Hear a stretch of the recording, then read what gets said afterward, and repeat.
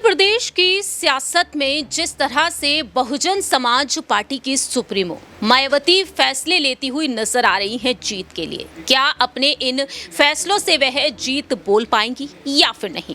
क्या वाकई में सपा मुखिया अखिलेश यादव की तरफ से जिस तरह से उन्हें प्रस्ताव मिला था उस प्रस्ताव को वह स्वीकार कर लेंगी, या फिर कांग्रेस की जो पूर्व अध्यक्ष हैं सोनिया गांधी, उनकी तरफ से जो पहल की गई, उनकी तरफ से जो कोशिश की गई है इंडिया गठबंधन में बसपा को लाने की, या फिर यहां पर वो कोशिशें कामयाब होती हुई नजर आएंगी?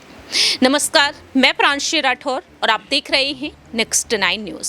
स्वागत है आपका हमारे खास प्रोग्राम में। हमारे साथ मौजूद है इस वक्त अमन जी। सवाल यहां पर लेना चाहेंगे मायावती को लेकर, जिस तरह से आज लोकसभा के चुनाव की तारीखों का ऐलान किया जा चुका है। 7 चरणों में ये चुनाव होने जा रहे हैं और ऐसे में देखा जा रहा है कि 7 ही चरणों में उत्तर प्रदेश की लोकसभा सीटों को काफी ज्यादा मायने यहाँ पर आगे रखा गया है। ऐसे में यहाँ पर ये दावे किए गए थे कि चुनाव आयोग की तरफ से जब लोकसभा चुनाव की तारीखों का ऐलान हो जाएगा तो मायावती यहाँ पर एक बड़ा फैसला ले सकती हैं। अपने फैसले में वह बदलाव कर सकती हैं। जो अकेले लोकसभा चुनाव लड़ती हुई वह देखी जा रही हैं और इसके बाद यहाँ पर मायावती महज कुछ घंटों के बाद ऐलान कर सकती हैं। लेकिन आचार संहिता लग जाने के बाद जो मायावती को लेकर जो दावे किए जा रहे थे कि आचार संहिता लगते ही वह कोई बड़ा ऐलान कर सकती हैं, और इस पर देखा जाए तो सूत्रों के मुताबिक ये तक यहाँ पर कह दिया गया कि मायावती कहीं ना कहीं किसी गठबंधन में जाने का फैसला ले सकती हैं। क्या वाकई में मायावती ऐसा करती हुई अब नजर आ सकती है? देखिए बिल्कुल, और यूपी की राजनीति है अपने आप में बहुत बड़ा महत्व रखती है देश की राजनीति में। कहते हैं कि दिल्ली की सत्ता का जो रास्ता है वो इसी से होकर गुजरता है और लगातार इसके ऊपर निगाहें सबकी बनी रहती हैं। और यही वजह है कि मायावती चूँकि उत्तर प्रदेश की राजनीति का एक बहुत बड़ा नाम है, अपने दम पर सरकार उन्होंने चलाई, कई बार मुख्यमंत्री रही हैं, तो ऐसे में उनकी हर एक एक्टिविटी पर नज़रें बनी रहती हैं। लेकिन जिस तरह से इस बार चुनाव हो रहा है उसमें उनकी जो कह सकते हैं कि जो बयानबाजी है बहुत नापी तुली है और बहुत ज़्यादा जो कह सकते हैं कि बयानबाजी वो नहीं कर रही हैं, बयान देने से बच रही हैं। अब ऐसे में उनकी जो रणनीति है वो क्या बताती है, क्योंकि लगातार वो यही बात कह रहे हैं कि भाई मैं तो अकेले चुनाव लड़ूंगी, मुझे ज़रूरत नहीं किसी की भी, और मैंने जैसे 2007 में अपने दम पर सरकार बनाई थी वैसे ही कुछ मैं करिश्मा इस बार भी करती हुई नजर आऊँगी। लेकिन ये सब जो बातें हैं ये उतनी ऑथेंटिक बातें नज़र नहीं आती, क्योंकि जो आंकड़े बताते हैं यही बताते हैं कि 3-4 चुनाव जो 2012 के बाद से हुए हैं उन सभी चुनावों में मायावती की करारी शिकस्त, यानी उनकी पार्टी की करारी शिकस्त हुई। 2014 में उनको एक भी सीट नहीं मिली। अगर लोकसभा चुनाव की बात करें 2019 में उनका गठबंधन सपा के साथ में होता है, तब कहीं जाकर उनको 10 सीटें मिलती हैं। इसके बाद वो फिर अलग हो जाती हैं। 22 में फिर अकेले दम पर चुनाव लड़ती हैं और महज 1 सीट वो जीत पाती हैं। तो ये जो कारण है ये बताते हैं कि जो उनका वोट बैंक है प्रांची, वो लगातार खिसका है, डाउन हुआ है। यही वजह है कि उनके पास जो दलित वोट बैंक था वो भी खुल के सामने नहीं आ पा रहा है और इसीलिए लगातार जो कह सकते हैं मायावती हैं वो कमज़ोर होती चली जा रही है। अगर उनको ताकतवर बनना है तो यहाँ पर गठबंधन के सहारे की ज़रूरत है। तो ऐसे में क्या वाकई मायावती यहाँ से कोई बड़ा कदम उठाती हुई नजर आएंगी? आपने सही कहा कि लगातार यही कहा जा रहा था कि भाई जब आचार संहिता लग जाएगी, जो इलेक्शन है उसका अनाउंसमेंट हो जाएगा, उसके बाद मायावती कोई बड़ा ऐलान कर सकती हैं। तो देखिए अभी तो शाम ढली है, कल फिर सुबह होगी तो हो सकता है कल कोई बड़ा ऐलान वो करती हुई नजर आ जाए, क्योंकि अभी तमाम सारी रणनीति बननी बाकी होगी, तमाम सारी चीज़ों को देखना बाकी होगा। और ये इसलिए भी मैं कह रहा हूँ क्योंकि देखिए अखिलेश यादव भी जो समाजवादी पार्टी के मुखिया हैं उनको भी अगर आप देखें तो लगातार जो अनाउंसमेंट कर रहे हैं प्रत्याशियों का, कभी 5, कभी 6, कभी 7, तो एक उम्मीद की किरण कहीं ना कहीं उन्होंने छोड़ रखी है कि अगर मायावती उनकी तरफ आती हैं तो इतनी सीटें वो ज़रूर रखेंगे, क्योंकि 25 सीटों का जो आंकड़ा था वो निकल कर सामने आया था कि लगभग 25 सीटों के ऊपर मायावती चुनाव लड़ती हुई नजर आ सकती हैं, गठबंधन में चुनाव लड़ती हैं। तो देखिए मायावती को लेकर जिस तरह से 25 सीटों की बात निकलकर सामने आई है उसको लेकर भी आपको यहाँ पर समझाएंगे, लेकिन इससे पहले मायावती के उस बयान को सुना देते हैं। जब जन्मदिन के मौके पर मायावती ने राजनीतिक दलों के साथ जुड़ने को लेकर अपनी बात रखी थी कि सपा मुखिया जिस तरह से यहाँ पर जवाब देते, यहाँ पर रुख बदलते हुए नजर आए हैं, उन्हें गिरगिट तक कहती हुई नजर आई, और उस दौरान मायावती ने राजनीतिक दलों के साथ ना जुड़ने को लेकर ऐलान किया और साथ ही साथ ईवीएम को लेकर भी उन्होंने अपनी बात रखी थी। तो मायावती यहाँ पर क्या कुछ कहती हैं, पहले ये सुनिए। यहाँ ये बात भी जरूर ध्यान में रखकर चलना होगा कि ये लोग अपने इस मकसद में कामयाब ना हो सके तो उसके लिए यहाँ सभी विरोधी पार्टियाँ अंदर अंदर एक होकर व किस्म किस्म के साम दाम दंड भेद आदि अनेकों हथकंडे इस्तेमाल करके इन्हें हमेशा सत्ता से दूर बनाए रखना चाहती हैं, जिनसे इन्हें हर स्तर पर सावधान रहना होगा। तथा गुमराह भी नहीं होना है। और इस मामले में ताज़ा उदाहरण ये है कि अभी हाल ही में विपक्ष के इंडिया गठबंधन को लेकर जिस प्रकार से सपा मुखिया ने एक सोची समझी रणनीति के तहत बीएसपी के लोगों को गुमराह करने के उद्देश्य से कुछ ही घंटों के अंदर बीएसपी प्रमुख के प्रति गिरगिट की तरह अपना रंग बदला है, तो उससे भी पार्टी के लोगों को जरूर सावधान रहना है। इसके साथ ही पिछले महीने पार्टी की ऑल इंडिया की बैठक में आम सहमति से श्री आकाश आनंद को मैंने अपना एकमात्र उत्तराधिकारी घोषित किया था। तो उसके बाद से बीच में अब मीडिया में ये भी फर्जी व गलत खबरें प्रचारित की जा रही हैं कि ऐसा लगता है कि अब बीएसपी प्रमुख जल्दी ही राजनीति से संन्यास लेने वाली है, जिसमें रत्ती भर भी सच्चाई नहीं है। जबकि मेरी जिंदगी का आखिरी सांस भी पार्टी को मजबूत बनाने में ही लगा रहेगा। इस किस्म की फर्जी व गलत खबरों से भी पार्टी के लोगों को गुमराह नहीं होना है। और अब तो चुनावों में ईवीएम में अधिकांश धांधली व गड़बड़ी किए जाने की मिल रही खबरों से भी बीएसपी के लोग भी काफ़ी ज़्यादा दुखी व चिंतित भी हैं। हालांकि ऐसी स्थिति में ये व्यवस्था बाहरी देशों की तरह कभी भी यहाँ ख़त्म हो सकती है। ऐसे में अपनी पूरी ऊर्जा से पार्टी को मजबूत बनाने में लगे रहना है। अपनी पार्टी के लोगों को ऐसे में अपनी पूरी ऊर्जा से पार्टी को मजबूत बनाने में लगे रहना है। और यदि पार्टी के लोग इन सभी हालातों का मुकाबला करके अपनी पूरी ईमानदारी व निष्ठा से आगे बढ़ने की पहल करते हैं, तो फिर हमारी पार्टी ज़रूर आगे बढ़ेगी। इसी भरोसे के साथ ही अब मैं अपने जन्मदिन के शुभ अवसर पर अपनी पार्टी व मूवमेंट के हित में हर वर्ष की तरह इस वर्ष भी मेरी लिखित पुस्तक मेरा संघर्षमय जीवन एवं बीएसपी मूवमेंट का सफ़रनामा के 19वें हिंदी एवं अंग्रेजी संस्करण का विमोचन भी करती हूँ। और ये पुस्तक खासकर वर्तमान युवा पीढ़ी व पार्टी में नए जुड़े लोगों के साथ साथ आगे आने वाली पीढ़ी के लिए भी उनका एक उज्ज्वल एवं बेहतरीन मार्गदर्शक बनने का काम करेगी, जिससे मैं हर वर्ष इस पुस्तक के जरिए आज के ही दिन अपने लोगों को ये खास तोहफा भी देती हूँ। और अब मैं इस अति महत्वपूर्ण पुस्तक का विमोचन करने से पहले पार्टी के लोगों से ये भी अनुरोध करती हूँ कि अब देश में लोकसभा के आम चुनाव होने का भी समय बहुत कम ही रह गया है। और यदि इस चुनाव में पार्टी के लोग मेरे दिशा निर्देशों के मुताबिक चलकर व रात दिन कड़ी मेहनत करके अपनी पार्टी का बेहतर रिजल्ट ले आते हैं, तो फिर यही इनका इस वर्ष मेरे जन्मदिन का खास तोहफा भी होगा।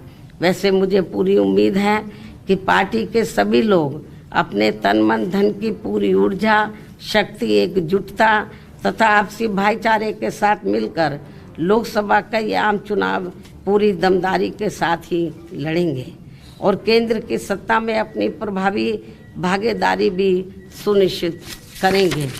फिलहाल जिस तरह से मायावती ने अपनी बात रखी है, इसके बाद से देखा गया कि मायावती पर जिस तरह से बयान देते हुए नजर आए अखिलेश यादव, वहीं दूसरी ही तरफ डिंपल यादव भी। लेकिन यहाँ पर मायावती जिस तरह से अपनी बात रख रही है, इसके बाद से ये तक कहा गया मंजी कि कहीं ना कहीं मायावती बीजेपी की तरफ जा सकती हैं, एनडीए की तरफ रुख कर सकती हैं, क्योंकि ईडी सीबीआई का उनके अंदर डर है और इसी वजह से मायावती यहाँ पर कुछ नहीं बोल रही हैं। मायावती चुप्पी साधी हुई हैं। सोशल मीडिया पर भी हम देख रहे हैं कि ऐसा कोई भी बहुजन समाज पार्टी की तरफ से ऐलान नहीं किया जा रहा है। कांशीराम जी की जयंती जो 15 मार्च को थी, लेकिन इस दौरान भी यहां पर देखा गया कि चंद्रशेखर आजाद साफ तौर पर हुंकार भरते हुए नजर आए। लेकिन उस दलित वोट बैंक को जो उत्तर प्रदेश की सियासत में कांशीराम जी ने संभाला, मायावती ने संभाला, और आज मायावती पूरी तरीके से चुप्पी साधी हुई है। जाहिर बात, और देखिए उनको अपनी राजनीति करनी है तो अपने आप को तो कह सकते हैं कि एक मंच पर लेकर आना पड़ेगा और लोगों से कम्युनिकेट करना पड़ेगा, क्योंकि अमूमन वो सिर्फ ट्विटर पर बयानबाजी करके कहीं ना कहीं खामोश हो जाती हैं, चुप हो जाती हैं। और देखिए एक अच्छे राजनीति की पहचान यही है कि ज़मीन पर उतर कर कहीं ना कहीं राजनीति वो करता हुआ नजर आ जाए। चाहे आप आज़ाद की बात कर सकते हैं कि जिस तरह से वो कह सकते हैं लोगों के साथ जुड़ते हैं, वही उनके लिए प्लस पॉइंट होता चला जा रहा है कि उनके जो वोट बैंक है उसमें लगातार इजाफा हम देख रहे हैं। और ऐसे में मायावती का जो वोट बैंक है वो घटता हुआ दिखाई पड़ता है। तो सीधे सीधे मायने इसके यही हैं कि जितना आप लोगों से जुड़ेंगे उतना कहीं ना कहीं आपको फ़ायदा मिलेगा। लेकिन मायावती इस समय बहुत ज़्यादा कह सकता है कमज़ोर नज़र आती हैं, क्योंकि यही मायावती थी जिनको दलितों की कह सकते हैं बेटी कहा जाता था, मसीहा कहा जाता था, तमाम तरह के नामों से उनको बुलाया जाता था, पुकारा जाता था। लेकिन जिस तरह से उन्होंने अपने आप को डाउन किया है वो उनकी पार्टी के लिए बहुत ज़्यादा नुकसानदायक साबित हुआ है, क्योंकि इन 10-12 साल में कहीं भी वो पूरी तरह से एक्टिव नज़र नहीं आती। ज़मीनी स्तर की राजनीति तो लगभग जैसे मायावती ने छोड़ दी है। आज़ाद ने भी बारंबार यही बात कही कि भाई अगर आपको खुद को ताकतवर बनाना है, मजबूत बनाए रखना है, तो आपको लोगों से जुड़ना पड़ेगा, लोगों के बीच जाना पड़ेगा। लेकिन चाहे हाथरस का मुद्दा हो, चाहे रामपुर का मुद्दा हो या और तमाम सारे मुद्दे हों, हर मुद्दे पे मायावती प्रतिक्रिया तो देती है, लेकिन वो ट्विटर के जरिए दे पाती हैं। और ये कहीं ना कहीं उनकी जो कह सकते हैं कि जिस तरह से दबंगई अंदाज रहा, उनका वर्चस्व रहा उनका, उसकी इमेज से कतई मेल नहीं खाता। और यही वजह है कि अब उनके विकल्प के तौर पर लोग आज़ाद को देखते हुए नजर आ रहे हैं। नगीना में कई लोग इसके बारे में बात करते हुए दिखाई पड़ते हैं कि मायावती ने जिस तरह से दलितों का साथ छोड़ा है, यानी कि जिस तरह से वो हुंकार भरती थी उस तरह की राजनीति छोड़ी है, उसके बाद से लगातार हमारी उम्मीद जो है वो सिर्फ और सिर्फ आज़ाद से है। तो यही बात हो रही है कि जब आज़ाद इस तरह से लोगों के बीच में लोकप्रिय, खासकर युवाओं के बीच में, तो उनको ज़्यादा लोग पसंद कर रहा। वैसे में मायावती क्या कोई बड़ा कदम उठा सकती हैं? क्या अपनी राजनीति को बचाने के लिए सपा की तरफ हाथ बढ़ा सकती हैं? क्योंकि बुआ भतीजे की जोड़ी है, इसने 2019 में भी कमाल किया था और यही हो सकता है कि इस बार भी अगर ये लोग साथ आ जाएँ तो जो वोट कह सकते हैं कि आंकड़े हैं, जो वोट प्रतिशत है, वो काफी हद तक बढ़ सकता है दोनों का। अमन जी, जिस तरह से आपने यहाँ पर समाजवादी पार्टी की बात की, तो समाजवादी पार्टी में अखिलेश यादव जो साफ तौर पर कहते हुए नजर आते हैं कि एक वक्त हमने ये भी सोच विचार कर रखा था कि किसी दलित चेहरे को आगे करेंगे प्रधानमंत्री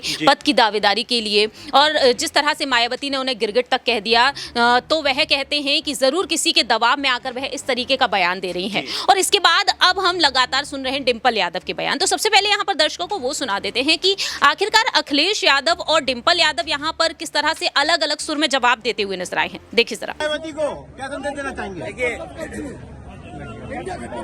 समाजवादियों की कोशिश रही कि सभी दलों को जोड़ने का प्रयास हो, और इधर अखबारों और टीवी के माध्यम से तरह तरह के रूमर भी उड़े। हमारी कोशिश लगातार रहेगी कि इंडिया गठबंधन कैसे मजबूत हो, इंडिया गठबंधन में कैसे और दल जुड़े।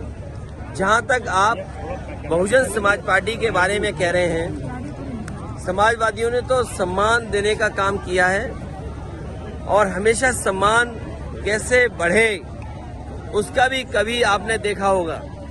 मुझे तो वो समय याद है जब समाजवादियों ने संकल्प लिया था कि देश की प्रधानमंत्री उस वर्ग से हो जिन्होंने